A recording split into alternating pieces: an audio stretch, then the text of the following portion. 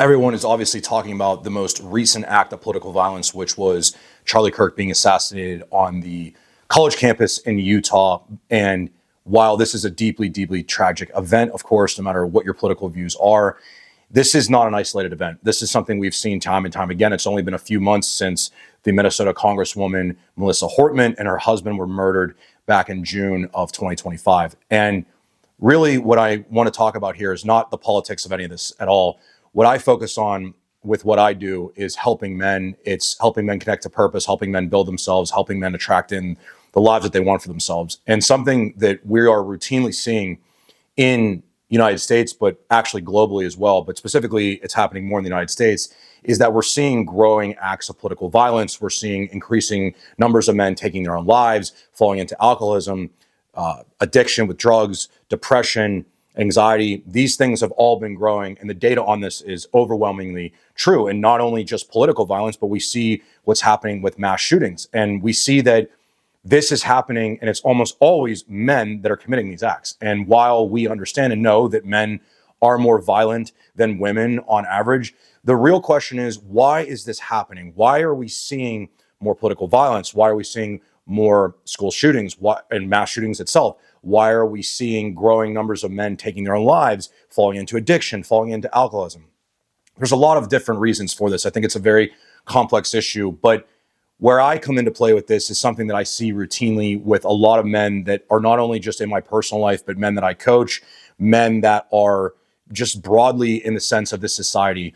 It's that men today are struggling in a lot of ways. Men are detached from purpose, from mission, from having a real sense that their lives have meaning. Now, this does not mean that every man that has a lack of meaning in their life, that is detached from their meaning, or even you could argue that a lot of these situations, the men have deep psychological problems or trauma and different stuff. There's lots of different ways to go about this conversation. But what ends up happening when men don't have purpose and meaning in their lives, there is a void. See, as men, the masculine has to have purpose and meaning in their lives. You can see even Holocaust survivors like Viktor Frankl, one of the best books I've ever read in my life. I believe the title, I'm going to maybe butcher this, but it's Man's Search for Meaning. And he talks in that book about how men, but humans themselves, can endure immense suffering as long as they believe there's a purpose for that suffering. But unfortunately, in today's world, more men than ever are disconnected from purpose and meaning in their lives. They feel as if their lives are hopeless. They feel as if their lives can't get better. And so what this creates is a void, right? Because the masculine spirit has to have a purpose and meaning for their life. And when that void is created, it can be filled with a number of different things. And these things can range in their destruction level against the man themselves and against other people, right? Sometimes these things are almost harmless. Sometimes it's men latching really hard onto sports teams that they attach their identity and their outcomes and their happiness towards, right? And that's problematic, but that's a different level of problematic than somebody becoming a violent, mass shooter, or somebody committing political violence or harming themselves, right? These things vary in their level of severity. But what we find is that often that men that are falling into these levels of different self-harm, whether that be alcoholism or drug addiction or harming themselves or harming other people, there is this lack of purpose and meaning. And all you have to do to look at this is look at men that have strong purpose and meaning in their lives. They're not going out and they're not harming other people. They're not harming themselves, right? Some of the idea of, this stuff is rooted in biology, right? Some people are more predisposed towards alcoholism, drug addiction, addictive tendencies, whatever it may be. But the difference is that even in those circumstances, we can see men that would be more predisposition to that having worse outcomes or having better outcomes, with having more purpose and meaning in their lives. And so really the conversation is going to, with this most recent event, like all the other ones, like every other mass shooting, but especially this one, because it's a very hot-bedded topic, there's going to be a lot of finger pointing. There's going to be a lot of finger pointing before we even know who committed the act, who's responsible. It doesn't matter. There's already finger pointing in every direction. There are people sharing vicious memes online about Charlie Kirk. There are people pointing at the left wing, the right wing. This has gone on for a long time. The problem is that there is a vacuum and there is a hole in people's lives, especially men, particularly men. Because like I said, I see this with men I work with. I see this with men I'm friends with. If men in my family, there is a lot of men that are disconnected from purpose and meaning. And so some men, as I said, are going to take more destructive courses of action. And this is more in line with men that have specific trauma or psychological reasons. And this is more in the line of a psychiatrist or somebody that's more qualified to talk about that stuff specifically. But what I see routinely is not just the political violence end of things or the mass shooting end of things. It's all the subtleties that are pulling men away from that, purpose and meaning in their lives. It could be things like distracting and numbing coping behaviors, like drinking more, not even being an alcoholic, right? Just simply coping through alcohol, coping through drugs, coping through porn, coping through, distracting behaviors, anything, sports betting, it doesn't matter, okay?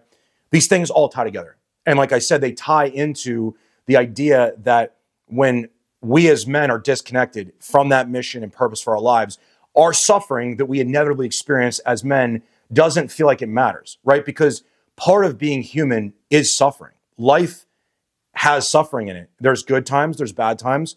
There's suffering. Sometimes it feels like you can't overcome it. I've been through that before. And the only way you can get through that suffering is to make it make sense to you as a man and to make it seem like there's a purpose for what you're enduring this for.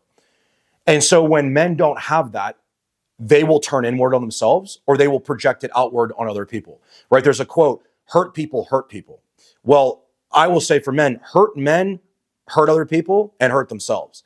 And that's why you see this a lot. This is why you see this growing dissension with things. And we can sit here and point the fingers at everybody we want to. The real question is, what do we do to solve this, right? Because there's a lot of different things we can do tactically. Like we could talk about gun laws and mental health treatment, all these different things. And those things 100% have a place in the conversation, but I'm not here to talk about that. What I'm here to talk about is what we do for men, right? What do we do for men? Because men that don't have the void won't fall into these things.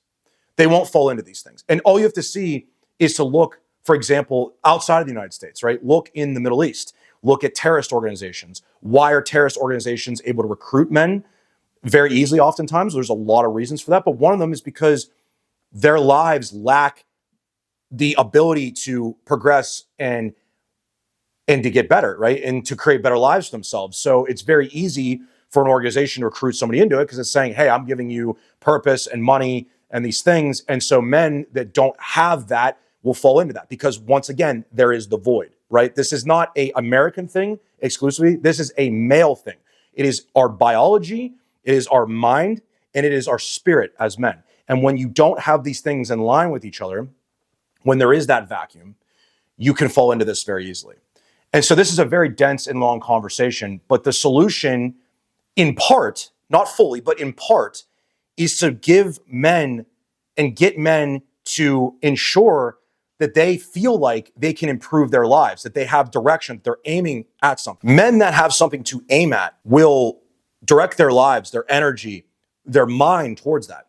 Their whole spirit, the essence of who they are as a man becomes occupied on that and they're focused on it. That's why oftentimes guys that I start working with and start coaching, if they're struggling a lot, the first thing I have them do is to start building their body and eating correctly. Why? Because that gives them something to fixate on. Now they have a goal. They need to go to the gym 3 to 4 times a week, 5 times a week, whatever it is. They need to eat a certain way.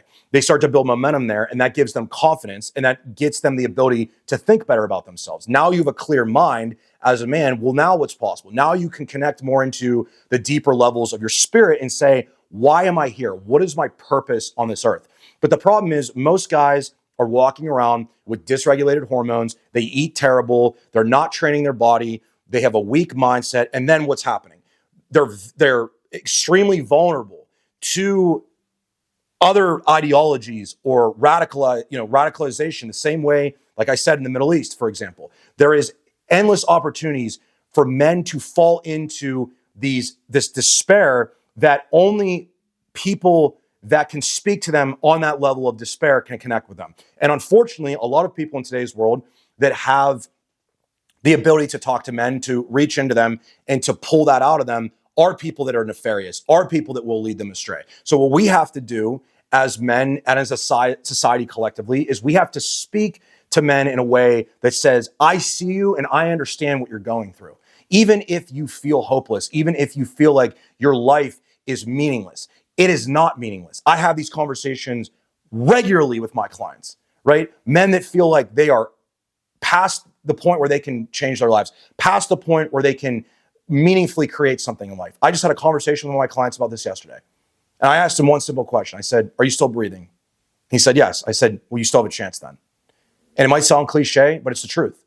Because as long as you're here, as long as you are able, you have the chance to correct your life as a man. And until we start speaking to men in a way that is going to recognize their pain, recognize their existential crisis that so many men are increasingly feeling, we are going to continually have more mass shootings, lose more men to suicide, more political violence, more alcoholism, more addiction, more overdoses, more problems. You can think of it like an iceberg. The top that you're seeing, the iceberg, is the addiction, the violence, the things I was talking about. Well, beneath that is all the root problems, and nobody is speaking to the root problems. Nobody is addressing this. All you'll see on YouTube and on social media is a bunch of people wagging their fingers at other people, blaming this other person for this and that. Well, it's time that we take responsibility for helping people. It's time that we take it upon ourselves to do that.